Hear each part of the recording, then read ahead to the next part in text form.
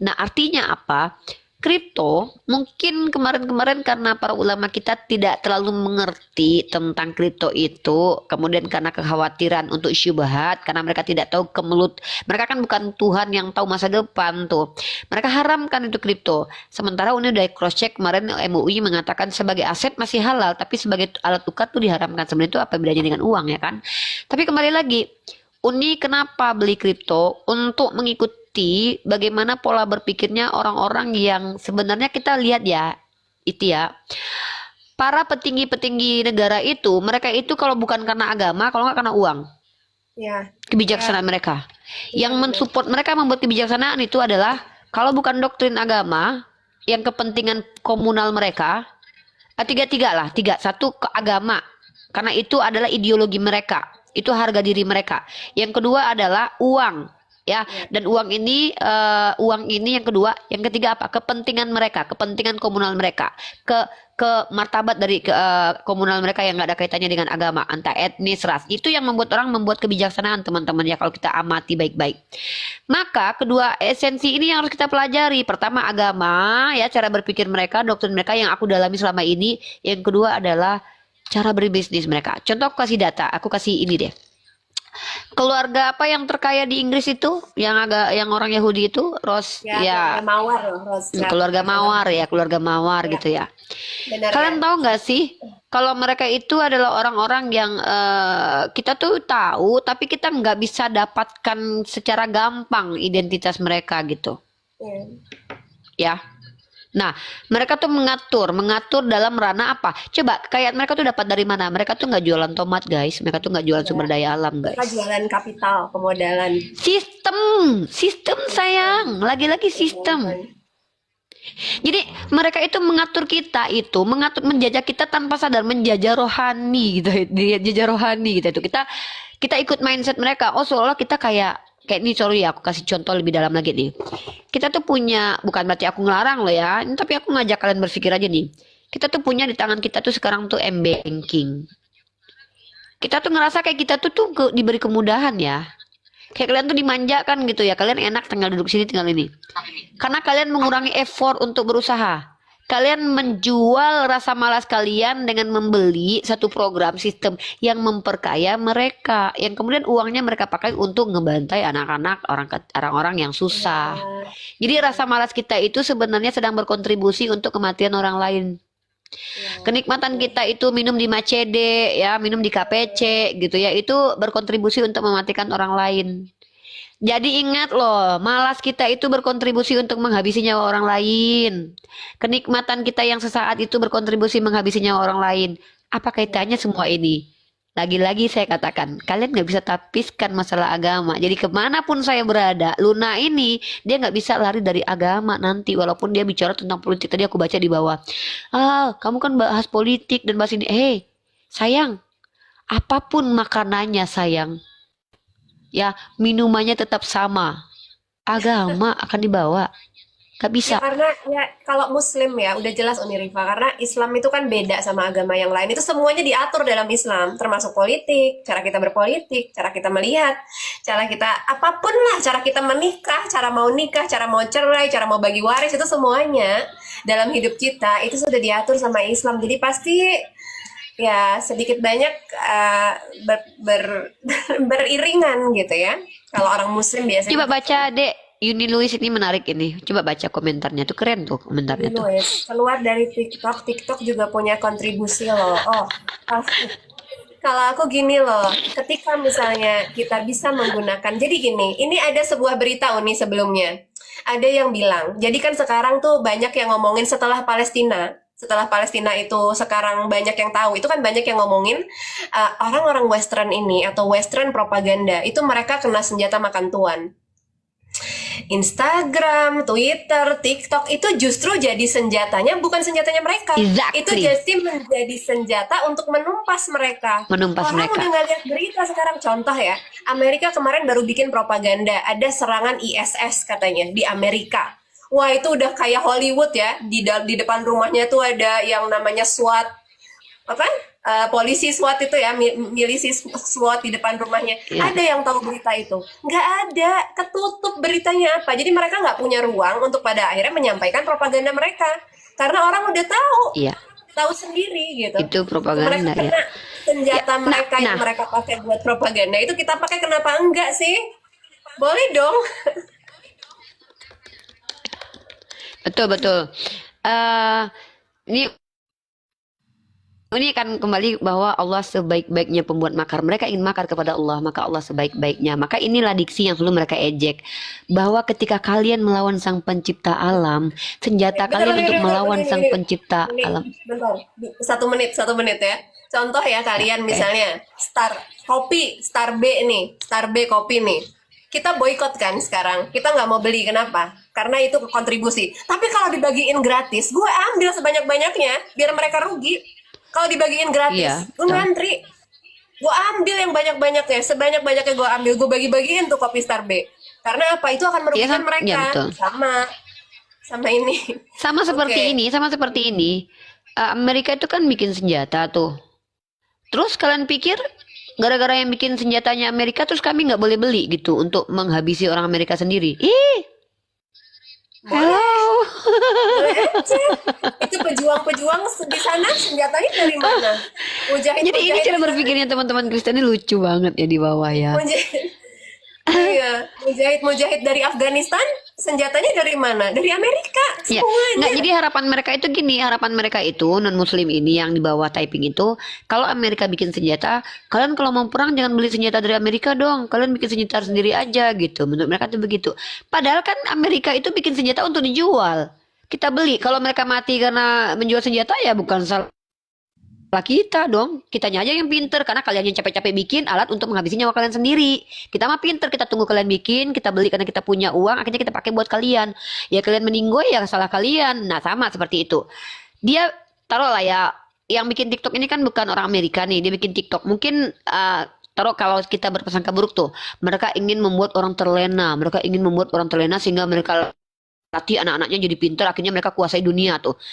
Salah. Ternyata muncullah Tia, muncullah Uni, justru menjadikan TikTok menyadarkan manusia bahwa kalian jangan terlena.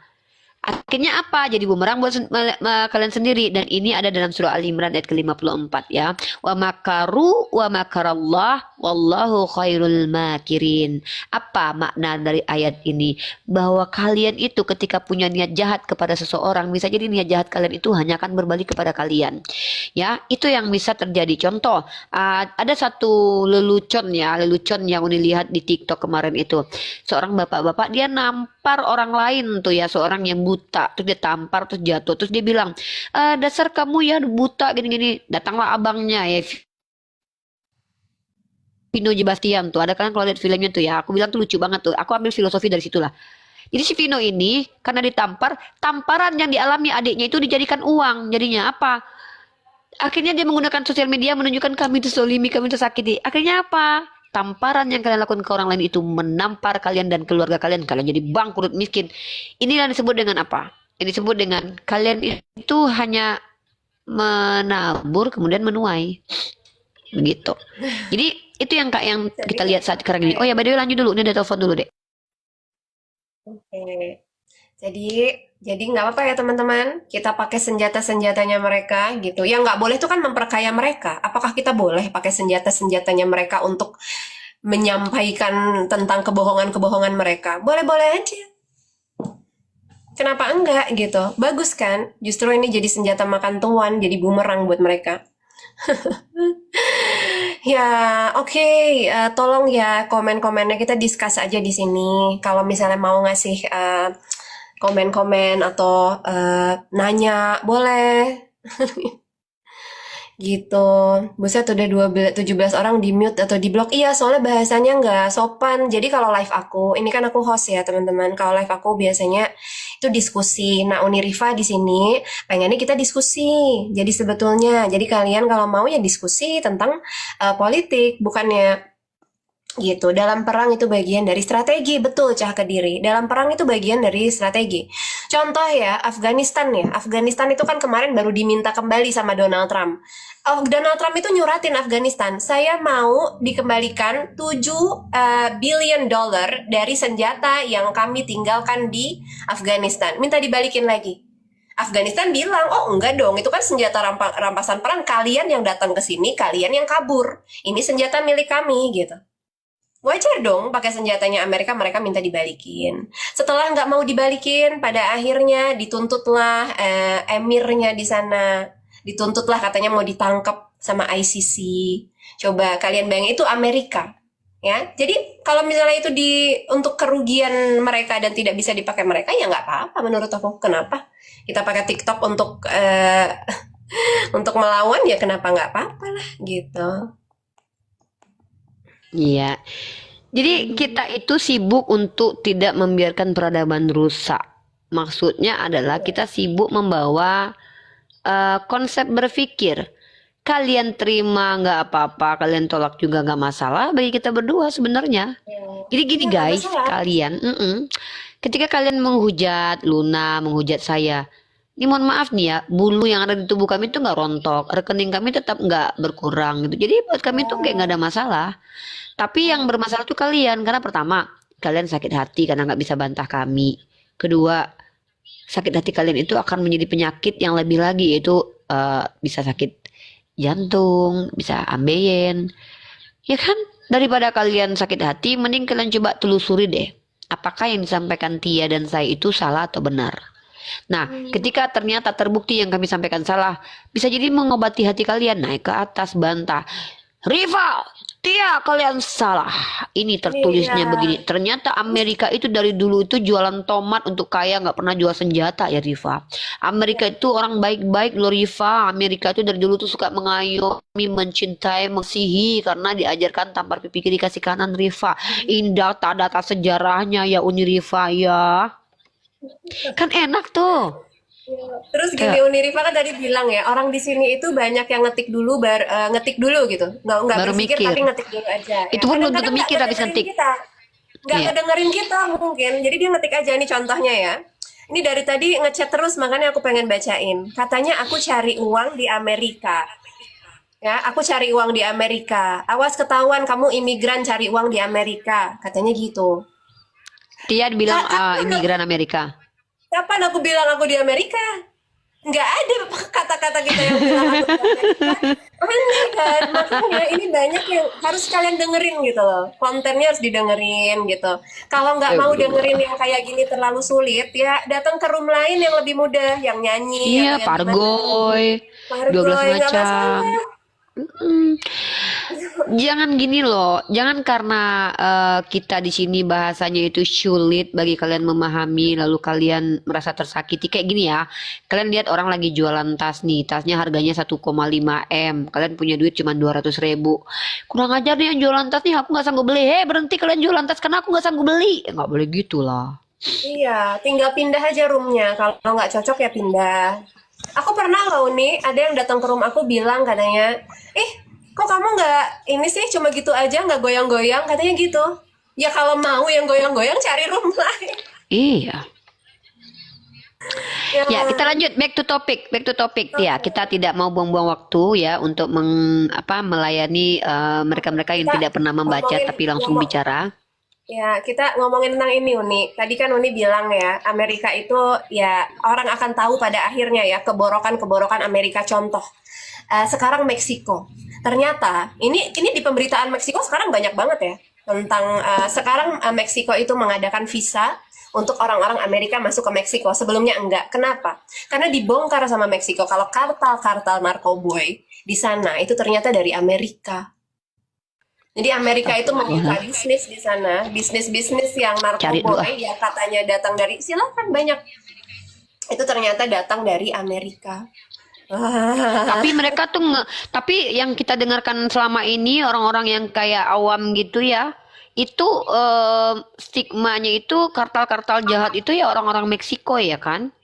Iya, yang katanya jahat, katanya banyak. Tadi kan banyak yang bilang kan, ini katanya kriminal di sana melakukan tindak kriminal dan lain-lain gitu. Tapi mereka itu nggak sadar kalau Amerika itu datang ke Irak bikin perang ke sana, datang ke Afghanistan bikin perang, Nih datang ke lucu Meksiko. nih, lihat-lihat nih lucu nih. Si Fran Lende nih, coba baca Fran Lende tuh. Kalau kalian berani lawan aja Amerika dong, kepala kalian dijadiin debu.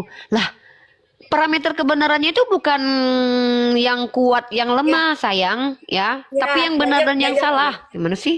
Ya, banyak-banyak di sini ya. Kalau yang non-muslim itu yang kuat yang lemah. Itu banyak di apa ya? Di komen aku tuh biasanya gini. Kalau orang muslim Uni, itu banyaknya tuh yang nanya tentang Palestina misalnya. Kak, gimana kondisi Palestina? Apa bantuannya sudah masuk? Masyarakat di sana gimana?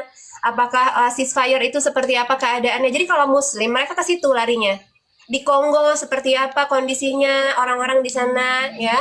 Mereka peduli Afrika. dengan orang-orang susah Nah, ya. tapi kalau bukan muslim itu biasanya gini. Ya, ya jelas lah orang Israel itu adalah kaum terpilih yang kuat yang menang. Lu lihat aja nggak akan pernah berhasil. Orang mereka kuat banget, mereka didukung dan jadi yang parameter kebenarannya itu bukan atas dasar kebenaran, tapi atas dasar yang kuat dan yang nggak kuat. Jadi coba kalau hari ini itu ada Fir'aun, mereka itu pasti jadi pengikut Fir'aun gitu. Karena yang kuat Iya. kan, ya, yang kuat Iya, gitu, mereka akan Raja ikuti Namrud Firaun. gitu. Andai mereka di zaman Yesus, mereka nggak mau ngikutin Yesus ya, karena Yesus itu lemah waktu itu. Dia akan ikuti Iya, orang-orang Romawi. iya mereka ikutin Romawi, menyembah api semuanya udah di sana nanti dewa matahari. Iya. Gitu. Jadi teman-teman, yang namanya kebenaran itu bukan dilihat dari yang mana yang kuat, gitu.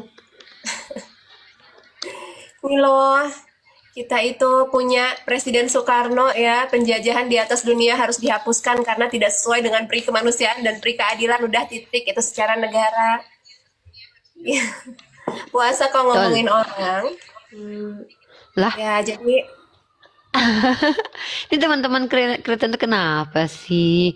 Kalau kalian nggak sanggup mendengarkan statement kami, kan ada koma lain. iya, Kalau kalian merasa terbakar, dia pergilah dulu minum. Kan kalian nggak puasa. Kami puasa aja. Kami puasa loh, haus loh kami sebenarnya. Tapi karena apa? Kami punya niat untuk mencerdaskan anak bangsa. Supaya anak bangsa nggak lama-lama berada di dalam kebohongan yang dianggap benar gitu. Amerika itu negara baik, Amerika itu jaga negara ini. Lah, iya kah? Kalian nggak baca sejarah sama sekali kah? Hah? Kalian nggak baca sejarah sama sekali? Kalian nggak membaca berita sama sekali? Kalian nggak tahu sama sekali? ya. Jadi kalau Kenapa bisa misalnya kalian nggak bilang mau, apa alasan kalian bilang Amerika? Coba atau gini deh, atau gini atau terus kita salah nih berdua nih. Gimana kalau kami tantang aja kalian untuk datang ke atas terus sebutkan alasan kenapa Amerika kalian katakan adalah sebuah negara yang baik. Coba. ya Apa coba alasannya? apa Kebijakannya apa? alasannya? Kenapa Amerika adalah sebuah negara yang baik? Di sini ada yang request sih, Bobo, tapi nggak jelas ya. Yang mana ada yang mau naik nggak? Jadi, terus masalah suku Indian, teman-teman. Kalian coba Google ya. Di situ ada suatu situs tentang suku Indian. Kalau kita lihat di film-film Amerika tuh kan suku Indian kelihatannya sedikit ya. Tapi suku Indian itu ternyata menyebar di seluruh Amerika itu ada 50 suku, teman-teman. Banyak banget orang-orangnya ternyata. Kalau sekarang itu sampai nggak ada, sampai cuma sedikit direservasi, itu kan berarti ada pembunuhan massal. Di situ ada Ada genosida. asimilasi paksa suku Indian. Iya, jadi Ada. mereka itu tadinya Bahkan kan sebanyak Paus itu loh. Vatikan kan minta maaf. Paus Vatikan kan minta maaf. Beritanya kan ada diminta maaf sama Kanada gara-gara gereja mengasimilasi paksa suku Indian, mencuri anak-anak, menculik anak-anak kecil, lalu meletakkannya di sekolah. Salah satu sekolah itu terbongkar kemudian ternyata di bawahnya banyak jenazah anak-anak yang belum bertumbuh berkembang besar dan meningsoi tanpa nama. Dan makanya ada 23 gereja di Kanada dibakar waktu itu karena kemarahan publik karena dengan banyaknya anak-anak Indian. Itu beritanya lengkap banget itu. Ini punya itu. Dan Paus Vatikan hanya minta maaf, guys. Kalian tahu mereka diculik di ininya. Oke, kita tunjukin ya. Nih. Kalau ini mah nggak suka pakai congor doang, ini mah sukanya pakai data kalau bicara begitu. Karena kita umat Islam ini diperintahkan untuk mengutip tuh secara dan akademik pun ya dalam ranah akademik kan tiap kuliah ini juga kuliah nih. Kita diperintahkan untuk mengutip ya, bukan untuk memframing gitu ya. Nih, kalau kita lihat bagaimana terjadinya asimilasi paksa suku Indian itu nyata, kisah yang betul-betul ada. Nih, Tia sambil ngobrol dulu, ini nyambil data. Kita pakai Oke, data aja. Kak Vintor gini Kak Vintor. Jadi kalau udah nggak ada yang pengen ke AS, berarti AS nggak baik. Oke, gini. tahu nggak yang namanya American Dream? Ya, jadi Amerika itu dari dulu mereka itu bikin suatu propaganda yang namanya American Dream. Seakan-akan Amerika itu adalah tempat terbaik untuk kerja. Padahal apakah seperti itu? Coba lihat orang-orang miskin di pinggir jalan di Amerika, orang-orang yang narkoboy nggak di treatment di pinggir jalan, itu banyak kok berita-beritanya. Ibaratnya kalau ke New York, kalau kalian pernah ke New York, ke subway, itu bau pesing. Ngerti nggak? Jadi segitunya negaranya. Tapi mereka itu muncul dengan propaganda yang namanya American Dream. Itu yang membuat orang-orang itu menyangka kalau jadi artis harus ke Amerika sukses. Padahal yang sukses berapa? Kalau mau kerja ke Amerika sukses, padahal yang sukses berapa? Jadi itu adalah propaganda Amerika yang dinamakan American Dream. Ya, dari kecil. Kalian coba ya buku-buku ciklit ya, buku-buku anak-anak remaja yang 16 tahun, 14 tahun, ciklit ya, itu banyak kok.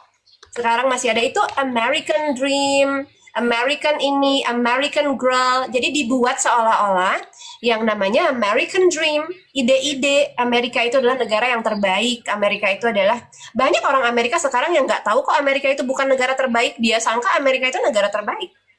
Padahal kalau kita pikir, dibandingkan dengan fasilitas-fasilitas kesehatan, contoh ya di Belanda misalnya, Amerika itu it's not the best country gitu, tapi orang percaya dengan konsep American Dream-nya mereka. Itu aja. Ya, Ini, udah bahkan ini pakai data? ya, Ini udah silakan. boleh pakai data sekarang? Oke. Nah, kita ke tema nih, kita tema yang spesifik nih. Kita tadi bahas tentang genosida, bla bla bla segala macam. Nah, kita buktikan nih ya, bahwa teman-teman ya, apa yang dikatakan Luna itu tuh betul. Suku Indian yang adalah pribumi asli dari wilayah Kanada itu dihabisi mereka. Padahal mereka banyak. Itu ada Jewish the Liberator mau naik itu. Beliau seorang mualaf juga yang sedikit ya, ya punya banyak wawasan juga. Boleh aku Luna. naikin? Ya. Nah, kita tunjukin nih data-datanya nih ya. Nih. Kita kasih data ya. Assalamualaikum warahmatullahi wabarakatuh. Waalaikumsalam Julius. warahmatullahi wabarakatuh. Puasa weh. Puasa harus tetap mengedukasi. Siapa bilang puasa nggak boleh mengedukasi dan memberikan informasi? Justru perang Badar itu terjadi waktu puasa tahu. Berjihad itu justru waktu puasa ini lebih berkah pahalanya. Nah ini ya. Kalau kita lihat nih ya, ini aku pakai data dulu ya. Yang pertama aku nunjukin sama kalian bahwa apa yang disampaikan Luna itu terdaftar dalam sejarah salah satu website atau situs sejarah itu National Geographic Indonesia. Kalian boleh baca dalam ribuan makam anak suku Indian ditemukan di bekas sekolah asrama Kanada. Dan kalian tahu nggak sekolah asrama ini adalah gereja yang dijadikan asrama. By the way dikelola oleh gereja dan pemerintah. Ini tanggal ini aku masih ingat banget nih. Aku tahun 2021 tuh shock banget tuh banyak banget jumlah jenazah yang ditemukan. Jadi perwakilan dari TK Labs ini ya, ini melaporkan menemukan pertamanya awalnya 200 anak tuh, kemudian berlanjut jadi 700-an. Dikubur di bekas Kamloops Indian Residential School ya. Lahan ini dikelola oleh teman-teman, mohon maaf ya, ini harus jujur ya, gereja Katolik ya. Jadi bukan masjid ya. British Columbia tahun 1890 hingga 1978. Lalu di sini teman-teman tahu tidak? Jadi anak-anak ini ditemukan dan divisum ternyata sudah dibabak belurkan dulu baru meningsoy ya.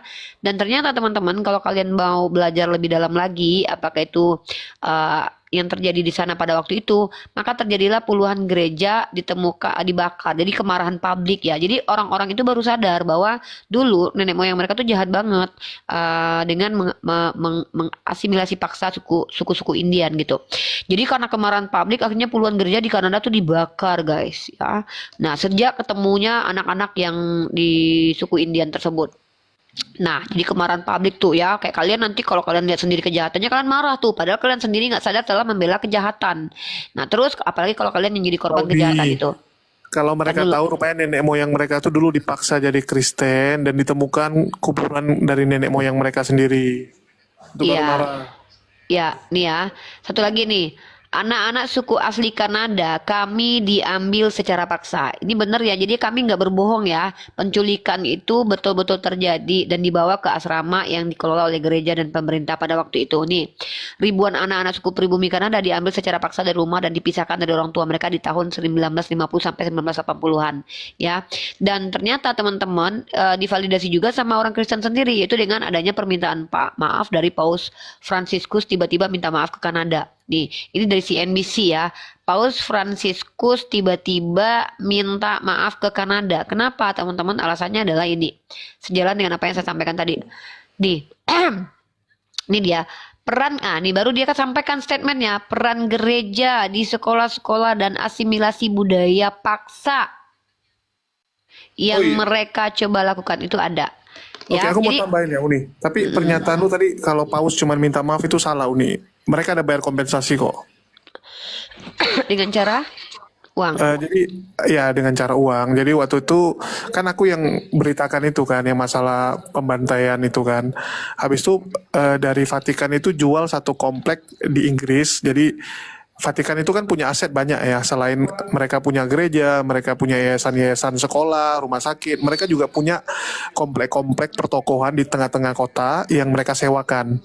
Jadi semua Vatikan tuh kaya banget gitu. Kalau mereka butuh uang dan mereka nggak punya uang cash, mereka tinggal jual aja salah satu asetnya. Karena bisa dibilang semua aset yang mereka miliki itu di ada tengah Ustadz kota. Wafi.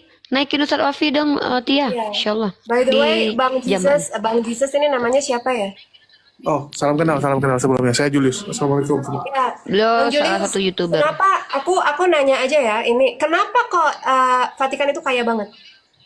Ya kita nggak pungkiri kan, mereka kan udah duluan punya aset banyak ya. Jadi gini, setiap orang tuh pasti bisa kaya. Kalau Uni Rifa umurnya 10.000 tahun, kurasa dia kaya. Tinggal beli aja di kota-kota kecil sekarang, tanah kan tanah naik terus gitu. Aset. Jadi ya kan kita nggak Tapi pungkiri apakah gini. Vatikan itu berbisnis gitu? Maksudnya bagaimana misalnya Vatikan itu bisa kaya? Aku mau tahu gitu, Oke. caranya gimana? Ya jadi sama ya dengan prinsipnya kayak siapa yang duluan punya aset gitu. Kan dari dulu tuh gereja itu lokasinya selalu di tengah kota, betul nggak?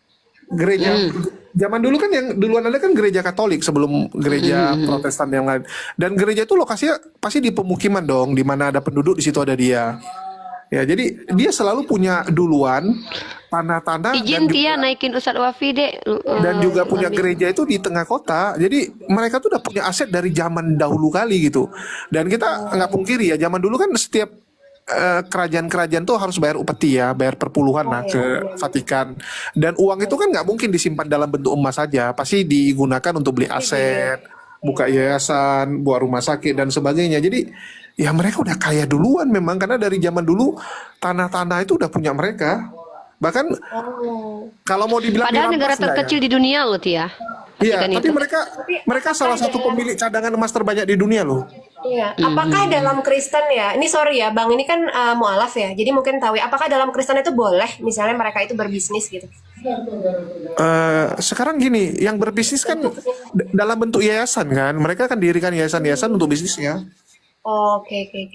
Ya berarti maksudnya secara Kristen itu ada boleh berdagang gitu. Maksudnya ada Boleh.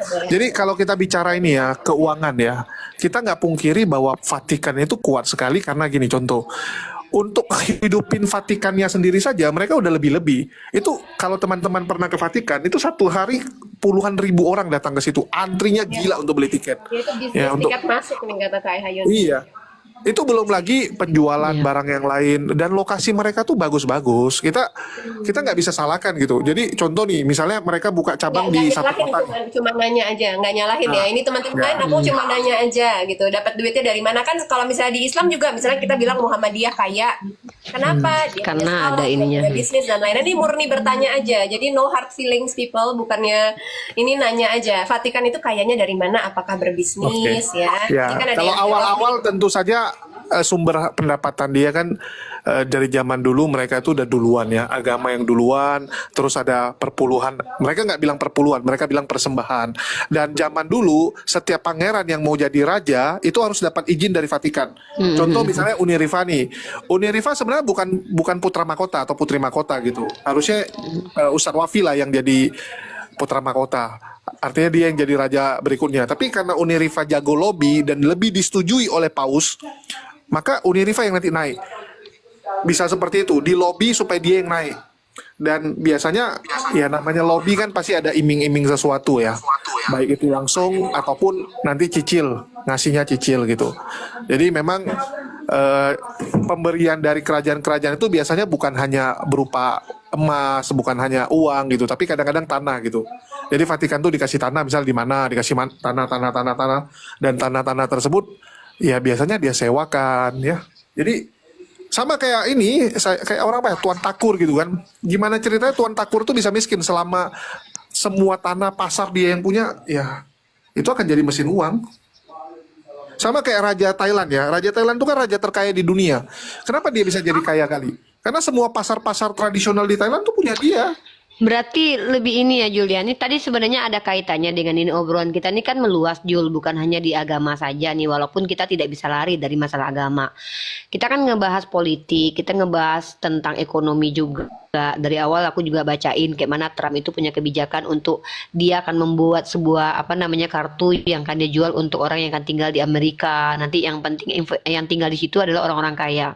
Sama nanti aku juga bahas tentang kripto juga. Ternyata ada program-program dari mereka yang sebenarnya tuh kayak kita lihat tuh mencoba mengkontrol keuangan dari jarak jauh dan mencoba mengontrol keseluruhan. Nah, kan ini nih kita bicara tentang konsep, tentang sistem.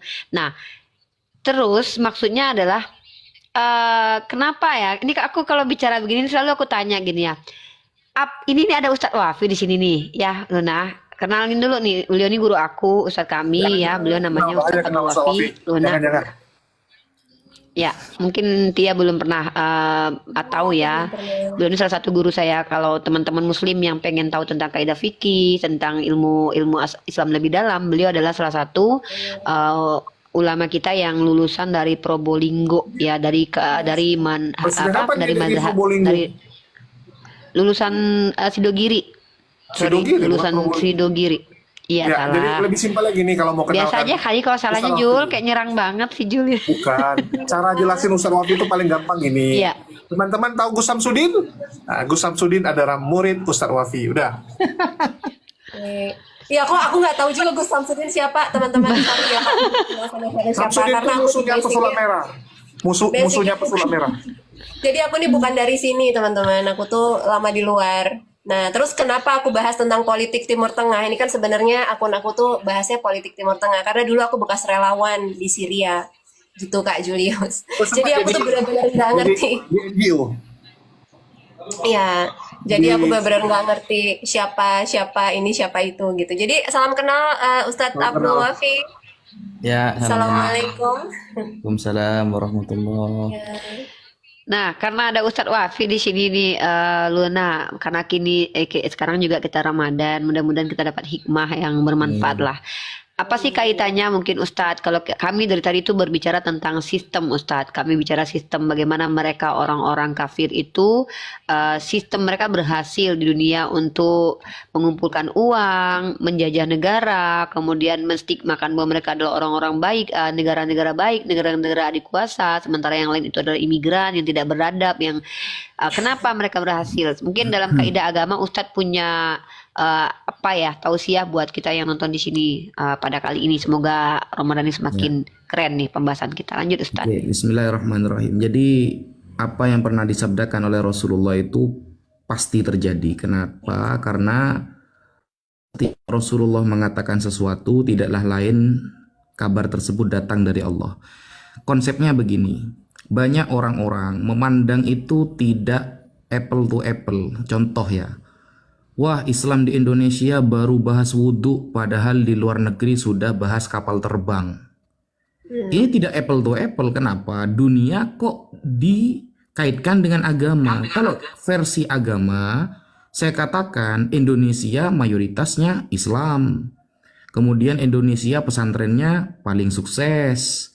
Kemudian jumlah santri yang ada di Indonesia, penuntut ilmu agama, pencari ilmu agama lebih banyak. Jadi kalau pembuat pesawat lalu dikaitkan dengan bab wudhu, bab najis, dan lain sebagainya, itu tidak apple to apple. Seharusnya harus mengatakan di Indonesia bab wudhu sudah bisa membagi menjadi 7 air. Apa kabar dengan Amerika kalau kita mau apple to apple agama dengan agama? Sehingga Rasulullah itu pernah mengatakan, ad-dunya sijnul mu'min wa jannatul kafirin. Dunia itu penjara bagi umat Islam dan surga bagi umat kafir. Apa maksudnya bahwa dunia itu sebagai penjara bagi orang Islam? Bahwa seluruh amal kita, usaha kita lebih banyak Allah kasih nanti di akhirat. Hanya sedikit saja Allah tampakkan di dunia seperti kesehatan, seperti punya anak soleh, punya rumah, mungkin handphone, itu hanya sedikit saja. 90%-nya akan Allah nanti taruh di akhirat, sehingga seolah-olah kita itu kerjanya, ibadahnya mati-matian, tapi hasilnya hanya sedikit Allah tampakkan untuk kita nanti diberikan di akhirat. Dan dunia adalah jannah bagi kafir, surga bagi orang kafir. Apa maksudnya? Bahwa seluruh tentang globalisasi dunia di era sekarang ini semuanya ditumpahkan kepada orang-orang kafir. Pembuat pesawat orang kafir, pembuat handphone orang kafir, pembuat komputer orang kafir.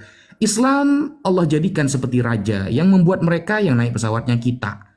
Yang membuat handphone mereka yang beli ya kita, gitu loh. Kita ini dijadikan oleh Allah sebagai raja, sedikit saja kenikmatan itu sudah bisa membuat kita tenang. Lalu nanti akan Allah siapkan di akhirat. Mungkin itu sebagian yang saya ketahui Uni. Sekian, terima Ya, kasih. Masya Allah. Ya. Aku nambah dikit. Jadi kalau kita bicara ya, hidup ini sebenarnya yang penting tuh apa sih kan gitu? Apakah dengan kita punya HP itu maka kita udah paling bahagia kan? Nggak juga gitu ya. Buktinya orang zaman dulu hidupnya juga bahagia tanpa ada pesawat, tanpa ada handphone dan sebagainya. Setiap zaman itu pasti punya yang namanya teknologi masing-masing. Ya, kita nggak bisa bilang oh orang yang hidup zaman sekarang lebih bahagia dari orang yang hidup di zaman 1.500 tahun yang lalu atau 2.000 tahun yang lalu, kan nggak gitu. Begitu juga dengan orang yang di masa depan nanti. Jadi balik lagi, hidup ini apa sih kan gitu? Bukankah kita di sini adalah tempat ujian? Ya seperti Ustaz Wafi bilang gitu. Ya, bagi umat muslim kan hidup ini adalah ujian, di mana inilah yang menentukan nanti kita masuk ke surga atau neraka, ya jannah atau neraka. Terus tadi dibilang juga bahwa dunia ini ya bagi kita mungkin seperti penjara karena memang banyak larangan, sedangkan bagi orang-orang kafir ini adalah kenikmatan. Karena setahu saya ya ada agama tertentu yang surganya itu nggak ada apa-apa guys, gitu kan, nggak ada apa-apa, cuman ada, kalau dibilang Uni itu cuma ada Kerjaannya perang muji naga. aja, bosenin gitu. Kerjanya muji, nggak ada makanan. Bahkan mereka bilang, oh nggak ada makanan di surga gitu kan, nggak ada kenikmatan apapun gitu. Jadi mungkin definisi surga ini yang perlu kita pikirkan lagi nih ya, karena bagi kita sama mereka tuh ada perbedaan definisi tentang surga. Jadi kalau ada orang ya, contoh nih, mereka tahu nanti di akhirat mereka nggak akan pernah bisa makan coklat lagi. Mereka nggak akan pernah bisa lihat pemandangan alam lagi. Ya mereka akan puasin di dunia, ya wajar gitu kan. Sama kayak Ustadz Wafi, bisa dibilang, Ustadz nanti nampaknya lu bisa lihat dunia ini cuma selama 30 tahun lagi gitu. Ya Ustadz Wafi akan puas-puasin, jadi maklum aja. Itu sih. Ya, oke.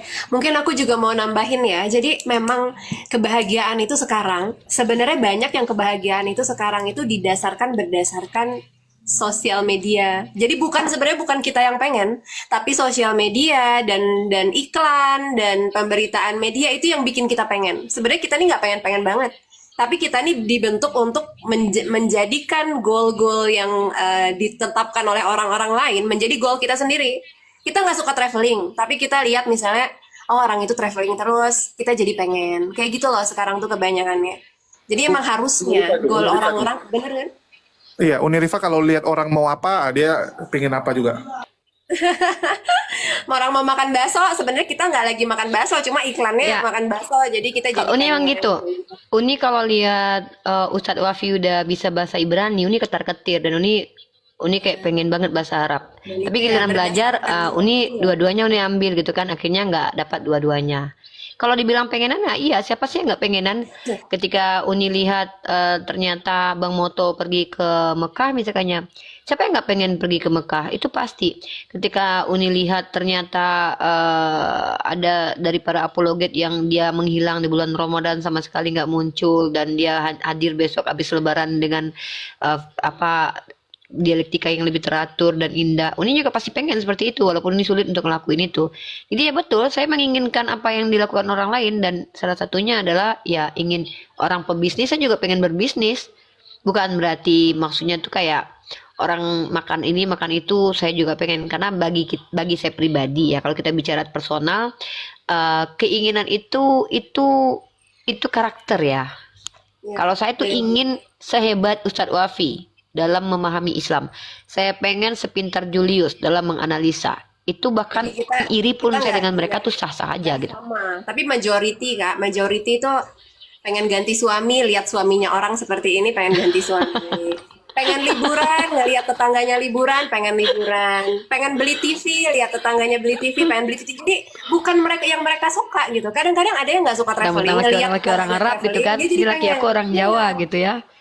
Iya. Jadi tadi Gantilah sama orang Arab gitu. Luna benar gitu. Jadi standar kebahagiaan itu jadinya itu adalah apa yang Bukan terlihat. kita sendiri. Jadi iya, bukan kita tanya diri kita nih. Sebenarnya bagi kita tuh yang namanya nikmat tuh apa sih gitu kan? Iya. Tapi Uni, Kalau yang Baik. kita kita Di suka ajaran ilmu kan sebelahnya. harusnya nikmat kita ya ketika diisi gelasnya oleh dengan ilmu kita nikmat gitu. Kalau yang agama kita Ya, itu. diisi oleh agama kita nikmat harusnya gitu. Tapi Tapi sekarang Uni, itu jangankan itu. urgensinya banyak. nggak ini Ya, ada apa, satu Ju? kontradiksi nih. Kan di ajaran nggak tahu tuh agama mana ya. Dia ada ayat yang menyatakan jangan mengingini rumah sesamamu. Nah, Uni begitu lihat rumah saya, dia pingin rumah saya nih, pingin itu dosa loh Uni. Ya, menginginkan dalam hati itu berdosa di agama tertentu ya. Dalilnya secara eksplisit dikatakan barang siapa yang menginginkan, bahkan menginginkan dalam hati aja itu berdosa. Keinginan saja menjadi dosa dan ini sangat bertolak belakang dengan ajaran Islam di mana Allah Subhanahu wa taala mengatakan dalam riwayat hadis yang aku baca kemarin, ketika ada hamba Allah itu yang menginginkan berbuat baik itu dibalas walaupun hanya dengan niat belum terrealisasi, tapi kalau dia punya niat jahat tapi tidak terrealisasi itu tidak dihukumi sebagai dosa. Karena dosa itu adalah konsekuensi dari perbuatan jahat bukan dari niat jahat. Niat jahat tidak terjadi, tidak mendapatkan dosa. Keren banget ya Allah mendahulukan rahmatnya daripada murkanya gitu. Uni, sebenarnya bahasa Aramaik sama Ibrani itu sama apa beda sih? Ada perbedaan tulisan, ada perbedaan lafaz terkadang ya, sama seperti bahasa Arab dan Ibrani sendiri. Tapi ada lafaz-lafaz yang terkadang itu sama dengan makna yang sama dan kadang ada lafaz yang sama dengan makna yang berbeda. Contoh kalau kita lihat nih, kalau kayak bahasa Ibrani dengan bahasa Arab. Dalam bahasa Arab milah itu ya diterjemahkan dengan diartikan dengan syariat atau hukum.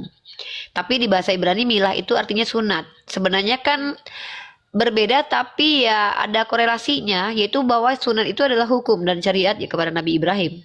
Gitu. Uni Allah tau gak alam sih bisawab. sekarang ya, dulu waktu aku di Syria itu ada suatu daerah di Syria itu di dekat Damaskus, itu namanya Malula, dekat Damaskus, dekat Lebanon. Dia masih terjaga satu kota, bahasanya Aramaik dan cuma ada di situ aja katanya. Oh iya, pernah aku di YouTube tuh. Ya, ya. Iya. Dia berbahasa Karena gini, Jadi, bahasa di dunia satu-satunya bahasa yang hampir punah itu ya bahasa Yunani. Ini agak lucu ya. Kenapa agak lucu menurut aku? Padahal di Yunani ini kan punya peradaban yang kuat. Yunani Koine kan, bukan Yunani yang sekarang. Iya. Oh bukan, Yunani ini ya. Maksudnya agak sulit untuk menelusuri dan lu pikir emang orang-orang zamannya di abad pertama itu pakai Yunani yang mana? Iya, kasih tahu penonton maksudnya. Nah, jadi teman-teman harus paham ya. Kalau bahasa Arab itu masih eksis sampai detik ini, bahkan masih menjadi bahasa sebuah negara atau beberapa negara dan bahkan dipelajari oleh banyak negara dan bahkan dipelajari oleh orang yang tidak beragama Islam sendiri seperti para orientalis itu banyak yang jadi pakar dalam bahasa Arab loh. Izutsu Toshihiko orang Jepang yang pakar bahasa Arab, Louis Maaluf orang Katolik yang pakar bahasa Arab. Jadi makanya agak sulit untuk menyelewengkan Al-Quran sendiri kalau seandainya dikembalikan ke kaidah ilmiah kalau masalah terjemahan. Tapi agak sulit kemudian menelusuri kaidah atau kaidah-kaidah yang ada dalam Bible Septuagint dan juga tentunya Bible Perjanjian Baru karena bahasanya sendiri tuh hampir punah teman-teman ya, koine. Bahasa itu hampir punah dan kalau bahasa itu sendiri hampir punah dan mungkin sudah punah saat ini ya agak sulit sih sehebat apapun para scholar untuk mengidentifikasi gramatikalnya atau maknanya itu akan kesulitan karena bahasa itu sendiri udah mau punah gitu ya teman-teman boleh lihat. Nah kalau bahasa Syuriani, bahasa Aramaik, bahasa Ibrani, walaupun memang bahasa Ibrani juga sempat ini ya maksudnya kembali lagi digaungkan ya Julia abad-abad keberapa itu ya. Kalau kita bicara Ibrani pun juga ada beberapa jenis Ibrani kan. Ini pada dasarnya semua bahasa itu pasti mengalami perubahan. Contoh bahasa Indonesia yang kita pakai sekarang apakah sama dengan bahasa Indonesia zaman dulu? Ya enggak. Oh, tidak.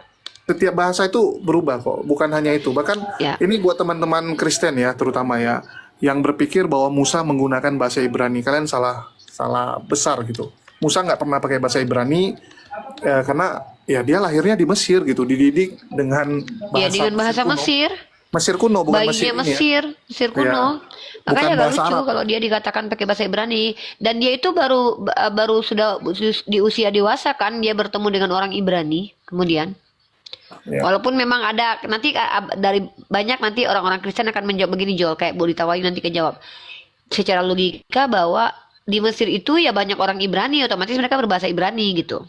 Sementara Iya. kan Musa sendiri kan hidup di ruang lingkup pemimpin waktu itu yaitu Firaun yang menggunakan notabene bahasa Mesir gitu. Gini, Unirifa orang Padang, tapi nggak bisa bahasa Padang deh, cuma dikit-dikit deh. Bisa lah, bukan bahasa Padang. Sama kayak aku nih. Ada teman aku ya, dia itu orang Indonesia dan dia pindah ke negara lain tuh. Dia betul-betul kesulitan bahasa Indonesia, Jo. Betul-betul kesulitan. Karena dia 20 tahun loh di luar negeri loh. Ya sama kayak Tapi aku. giliran Aku nggak bisa bahasa sukuku sendiri loh. Malah aku bisa suku orang lain. Nah itulah. Jadi maksudnya apa? Kalau kita menggunakan cara berpikir yang secara naluriah manusia, proses perjalanan bertumbuh kembangnya manusia dalam ilmu antropologi, make sense sih kalau Musa tidak dikatakan berbahasa Ibrani. Itu make sense banget kalau dia tidak berbahasa Ibrani. Makanya timbul pertanyaan kemudian, apa sih validasi bahwa Musa itu menulis kitab berbahasa Ibrani tersebut gitu? Siapa validatornya gitu? Ya karena dia dididik dengan bahasa Paku ya. Jadi orang Mesir itu dulu bahasanya bahasa Paku guys. Tapi sulit sih Jul kalau kita minta kaidah ilmiah untuk diterapkan dalam doktrin agama Kristen. Kan itu sama aja kayak nyuruh ikan terbang kan, ikan untuk berjalan pakai kaki kan, karena tidak ada kemampuan. Bukan misalnya mau dan nggak mau, mereka emang nggak mampu sampai di tahap itu gitu loh. Benar nggak? Oke. Gitu Tia, tentang bahasa Tia, kita bicara tentang metode linguistik Tapi yang aku lucu bisa ya. berubah. Tunggu dulu, aku bingung ya. Kenapa bahasa di dunia ini bisa banyak kali ya? Padahal nggak, kadang bingung aku. Bisa ada bahasa yang punah, bisa bahasa yang muncul gitu. Ya, bahasa yang dipakai si Nabi Musa alaihissalam itu diprediksi Akadia. Ya, itu diprediksi. Yang pasti bukan bahasa Ibrani, yang pasti. Kalau menurut aku ya, kak ini contoh ya. Dulu kan karena aku kuliahnya di Perancis nih. Jadi ada dulu orang-orang North Africa itu kan banyak di Perancis migrasi. Jadi bahasanya itu berubah terus di sana. Jadi sekarang itu orang Maroko itu nggak bisa bahasa Arab. Bahasa Arabnya beda karena mereka itu kan dulu ada Perancis yang datang ke sana. Jadi memang ketika ada percampuran, entah itu penjajahan, entah itu migrasi, itu bahasanya jadi berubah terus. Itu Maroko dari dulu sampai sekarang itu bahasanya berubah terus sampai orang-orang Maroko sekarang mereka nggak bisa kalau dengar orang Arab ngomong bahasa Arab, mereka nggak bisa, bahasanya beda Arabnya. Gitu. Jadi karena direvisi bahasanya ya berganti-ganti terus di sana karena adanya tadi migrasi, adanya penjajahan, adanya invasi dan lain-lain. Kalau yang paling dekat gini lah kayak teman-teman ya, kayak bahasa Sunda Banten sama Sunda Jawa Baratnya beda kan? Ya. Tapi aku boleh nggak jawab itu dengan menggunakan datanya orang Kristen Joel, bahwa perpecahan dan perbedaan agama itu karena Tuhan yang mencerai beraikan manusia dalam Kejadian pasal 9 Ini nomor tetap 9. satu kan ke Kristen, nanti diketok lu. Enggak, memang harus. Kita kan ilmu itu kan heuristik metodenya. Kita kalau boleh gitu nih, mengambil dari referensi Jawab manapun. pertanyaan ini nggak? Bahasa roh itu Tunggu dulu, tetap aku atau jawab dulu berubah? pertanyaanmu dulu. Nggak, Pertanyaanmu kan bahasa- tadi bertanya, kenapa Iya, kita bahasa roh berpencar tetap atau masalah berubah? bahasa? Nanti, bentar dulu. Aku jawab dulu satu-satu. Jadi ketika ditanya sama Julius, kenapa sih di dunia itu terjadi banyak bahasa, orang berpencar-pencar? Kalau di Kristen bisa menjawab dengan menggunakan Biblos. Dalilnya di mana? Dalam kitab Kejadian pasal ke-11 nomor 9. Itulah sebabnya sampai sekarang nama kota itu disebut Babel. Karena disitulah dikacau balaukan Tuhan bahasa seluruh bumi. Dan dari situlah mereka diserakkan Tuhan ke seluruh bumi. Tuh. Oke. Itu Ya semakin kan? jelas kan, Umi. Coba lu bayangin ya. Maksud tiba-tiba gini, misalnya contoh nih, kita tiba-tiba lagi kumpul di Menara Babel. Kan nggak mungkin habis kita kumpul tiba-tiba bahasa kita berubah semua kan, beda. Lah, jangan tanya aku lah. Lu tanya penulis kitab inilah. Kan gue cuman bacain, gimana sih? Iya. Gue nggak mau mentafsir kitab suci orang lain lah. Kita cuma boleh membacakan karena ini kan masuk dalam ruang akademik nih, hal yang boleh dibaca nggak dilarang. Kita nggak boleh ngenafsir, Jul. Kita orang Islam, biarkan aja mereka yang memahami sendiri. Yang Iya, jelas kan, tertulisnya kalau bahwa dari Tuhan ceritanya dulu menyerahkan. mereka punya satu bahasa. Tiba-tiba setelah kumpul di Babel, ya setelah kumpul di Babel tiba-tiba mereka saling nggak ngerti temannya Tahu. ngomong apa. Aku bingung tuh sebenarnya. Guys, bentar ya. Ini ada pemberitaan dari Palestina, teman-teman. Ini karena rumahku tadinya kan Oh, ya. membahas politik. Jadi karena ada berita, ini aku bacain dulu ya. Oke, Jadi oke, lanjut. Israel agree to temporary ceasefire. Jadi kemarin kan banyak yang tanya tentang ceasefire itu seperti apa bulan Ramadan. Jadi Israel itu sudah setuju agree to a temporary ceasefire. Jadi ada ceasefire yang temporary, bukan melanjutkan dari ceasefire yang kemarin. Jadi ada ceasefire temporary ya during Ramadan and Passover. Jadi sembari menunggu ceasefire tahap kedua, pada saat Ramadan ini ada ceasefire yang lain gitu. Following the proposal of US envoy Steve Witkoff. Jadi ini adalah ajuan dari US envoy Steve Witkoff, teman-teman. Jadi ini udah dikonfirm oleh Netanyahu, gitu aja.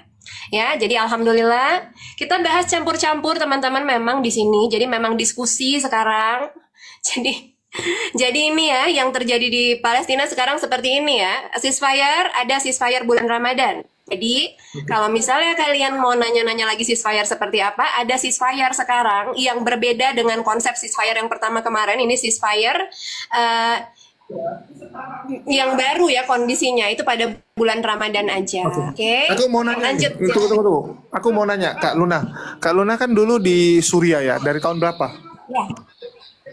Tahun 2000 sebenarnya gini, pada saat Syria itu kan perang dari tahun 2011 demo 2013 sampai kepada kemarin bebas kan. Ya, Nah, tahun tentang- 2000 ya aku itu dulu ikut IHH, ada salah satu organisasi Turki namanya IHH. Jadi pada saat aku di Perancis itu aku gabung dengan organisasi Turki yang namanya IHH di daerah utara Idlib, terus Turki, tapi nggak banyak di Sirianya sebetulnya, tapi tentang Syria terus sama di Irak si Sulaimania itu tahun Oh, itu 2000. kan daerah ini artinya ya, daerah orang-orang Kurdi dong. Konflik. Suriah Utara. Ya. Daerah dulu pada saat aku tuh tahun 2014, 15, 16 itu ngeri loh. Itu pada zamannya ISS. Enggak, aku mau nanya. Jadi gimana tuh perasaannya kan? Sama jujur ya, salah satu daerah yang pingin ku datangi itu adalah Damaskus. Ya, karena itu kan kota yang wah luar biasa punya sejarah ya. Terus itu kan di situ tempat kakak tadi kan daerah utara tuh, artinya sering bersinggungan dengan orang Kurdi. Ada nggak teman dari orang Kurdi yang sering komunikasi gitu? Terus pandangan orang Kurdinya sendiri gimana? Oke, jadi kalau Kurdi itu teman-teman, itu mereka itu sebenarnya nggak semuanya itu setuju dengan apa yang dilakukan oleh PKK. Jadi di sana itu ada partai buruhnya gitu loh, namanya PKK, itu landasannya komunis.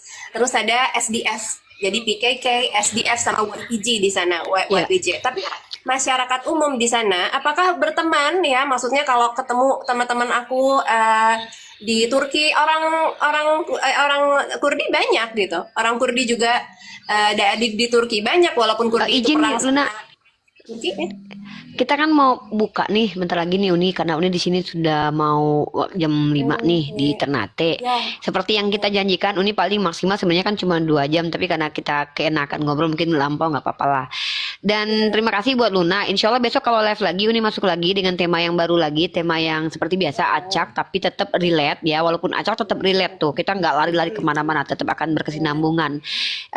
Tetap kita bicara tentang global politik, global tentang ekonomi, global tentang ideologi, keputusan, kebijaksanaan, apa yang terjadi di Indonesia, kaitannya dengan internasional nanti, gitu Jul. Kami insya Allah selama Ramadan ini akan konsisten untuk membahas tema-tema yang betul-betul global gitu.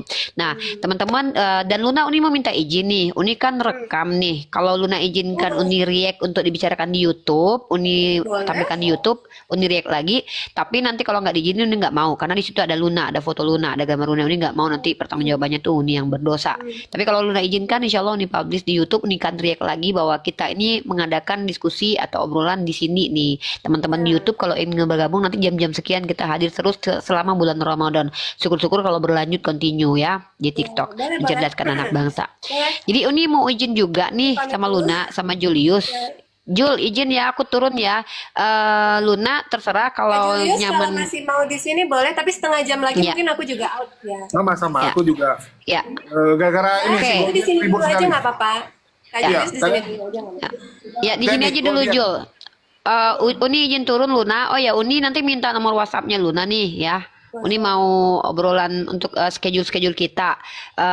Kalau bisa nanti di DM pakai akun ini. Insya Allah mudah-mudahan panjang ya, kita berusaha mencerdaskan anak bangsa di platform TikTok, menggunakan platform TikTok. Mudah-mudahan kita nanti ketemu kapan-kapan Insya Allah. Ke teman-teman yang nonton, terima kasih banyak. Aku izin turun ya. Selamat berbuka puasa buat nanti yang udah Maluku Utara ya. Bentar lagi ya. Mohon maaf kalau ada kata-kata salah ya. Wabillahi taufiq wal hidayah. Assalamualaikum warahmatullahi wabarakatuh. Nama YouTube aku adalah Rifa MOW dan Mesia X Unirifa. Dua YouTube. Kalau ada nama Rifa Nampol itu bukan punya aku ya. Di blog aja. Itu bukan aku yang Rifan punya ya. Ampol. Ada yang Itu yang namanya Rifan. Kenapa dikasih namanya Rifan Ampol? itu tuh yang punya tuh akunnya tuh. Oh Ya. ini. Tunggu, aku sekaligus mau Assalamualaikum. iklan ya. Mau nanya nih teman-teman yang di Jakarta Barat nih, yang daerah Jakarta Barat yang jual kolak pisang di mana, oi? Dari kemarin aku nyari kolak pisang soalnya. Uni turun ya Luna ya. Jul aku turun ya buat netizen semua. Uni, Assalamualaikum. terima kasih banyak. Selamat berbuka Uni. Oke, kita tinggal berdua ya. Tapi aku setengah jam lagi. Ini kalau di sini ada yang mau tanya, Bang Jul mungkin mau tanya, Bang Julius. Umat Muslim ternyata Trump menghentikan perang di Gaza karena umat Muslim makan Ramadan. Ya, waalaikumsalam. Ya, tadi itu ya.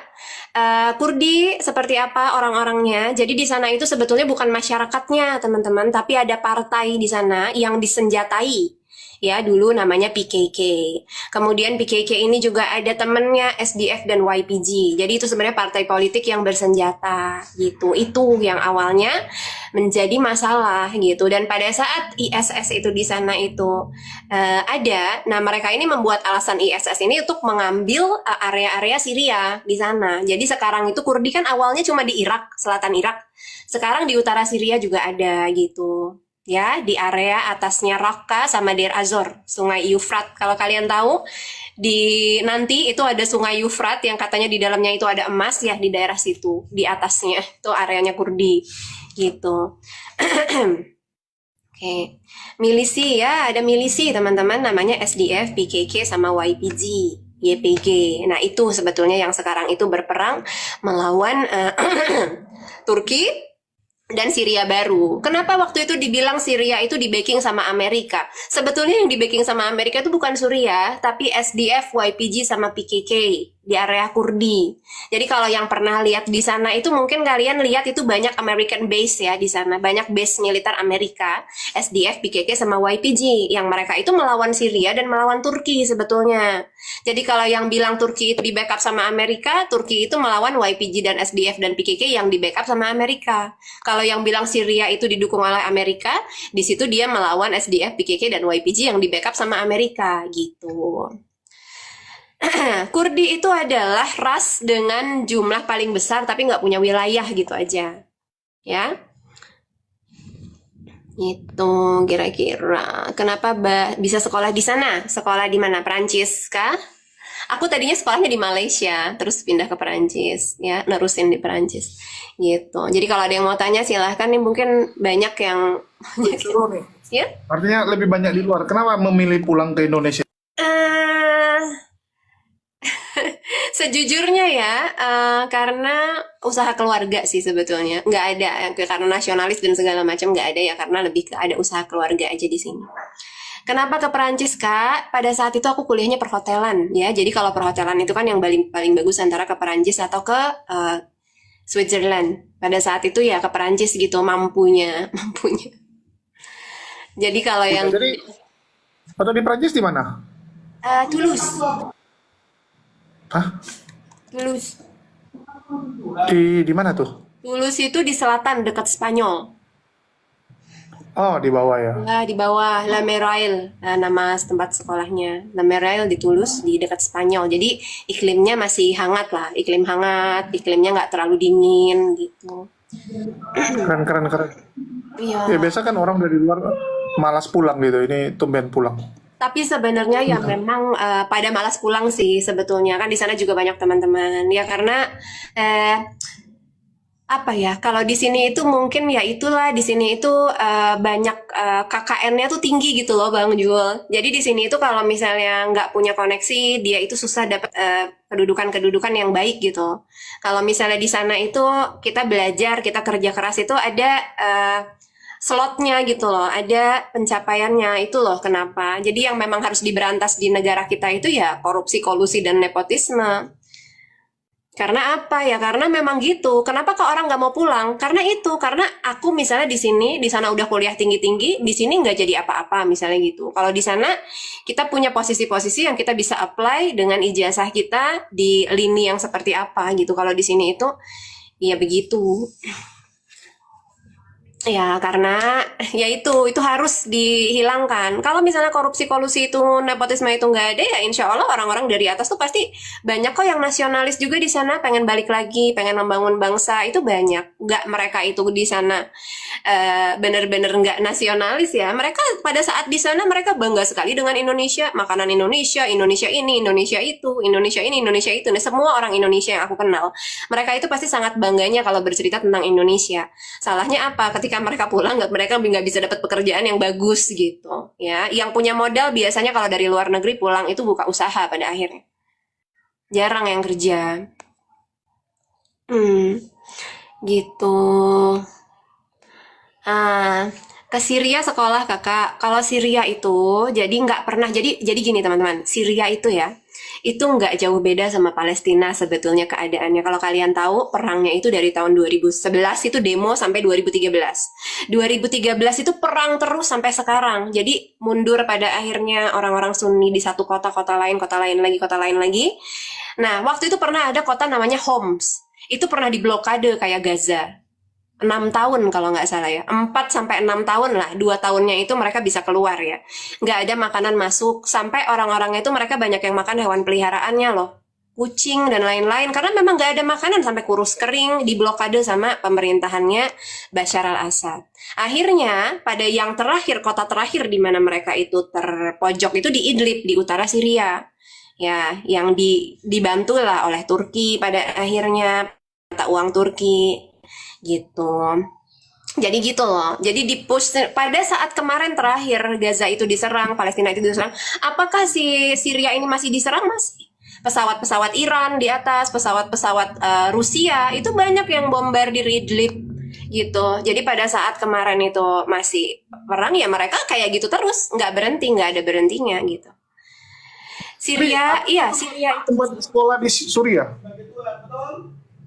Enggak pernah sekolah di Syria. Jadi aku tuh relawan untuk Syria di Oke, Turki. artinya lu daftar NGO langsung dikirim ke Suriah. Kok berani gitu?